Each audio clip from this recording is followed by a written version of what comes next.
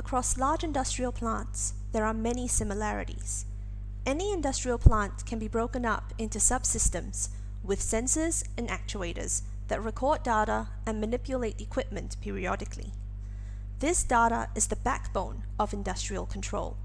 Most often, we're interested in controlling a dynamic process with inputs and outputs that change over time. When we control an industrial process, we usually have a desired process output that we want, also called the set point. And then we have the output we get from the real process.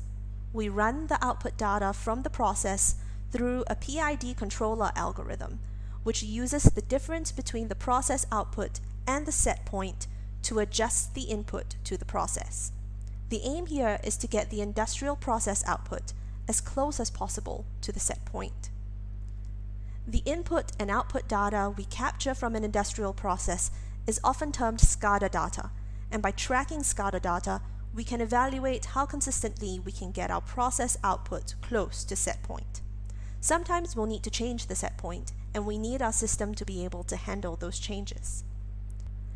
As engineers know, industrial control is challenging at best, and one of the biggest headaches for process control engineers is the problem of delay. Delay is the time lag between making a change to the input to a system and seeing the corresponding change to the output. Industrial systems with delay are difficult to control with traditional PID methods. A PID controller has no way of compensating for delay in a system. It is usually up to the engineer or technician to tune the controller to respond more or less aggressively to changes in the output. The more delay there is in the system, the harder it is to get a satisfactory outcome. A controller that is tuned too aggressively causes lots of movement in the input. For example, it can cause valves regulating inflow to the system to open and close a lot.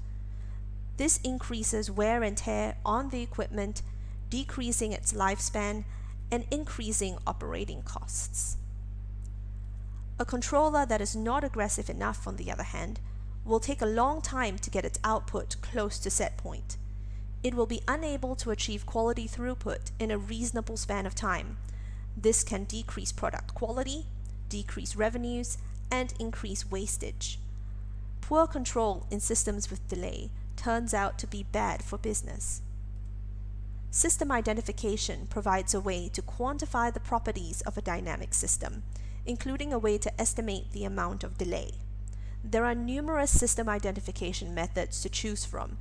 However, the mathematics involved in many of these methods, from transfer functions to Fourier transforms to frequency domain algebra, is often difficult to implement in everyday engineering and can often result in models that are a poor fit to the underlying processes. Here is where conjecture system identification comes in.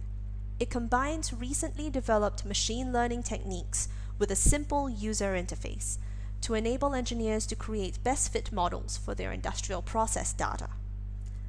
The mathematics you see in conjecture is simple.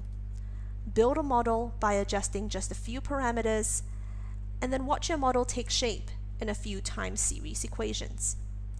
X's and Y's for inputs and outputs measured at various time points. Conjecture keeps all its maths in the time domain, making it much easier to work with. Also, conjecture incorporates a vertical output shift in its modeling, resulting in a more flexible model that better reflects real-world industrial systems. Once you've built your model, you can use conjecture's inbuilt plot function to visualize how well your model fits your process. Conjecture stores the results of all the models you attempt in a results list and calculates the mean squared error for each one, which helps you to compare them for goodness of fit. With the graph plots and this table of models, it's easy to build and select models that fit your system. By modeling your plant operations with conjecture, you can build a representation of your plant operation in the digital world. There are many potential benefits to this. For instance, by describing your plant's typical operation, you could, by comparison, identify a typical operation.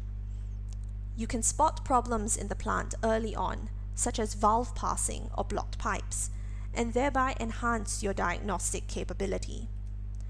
Being able to accurately simulate your plant could help with operator training and also allow you to experiment with typical plant operation in the digital environment.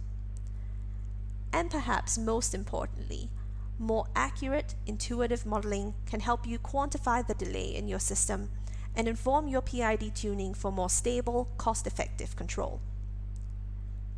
Conjecture System Identification is easy to learn.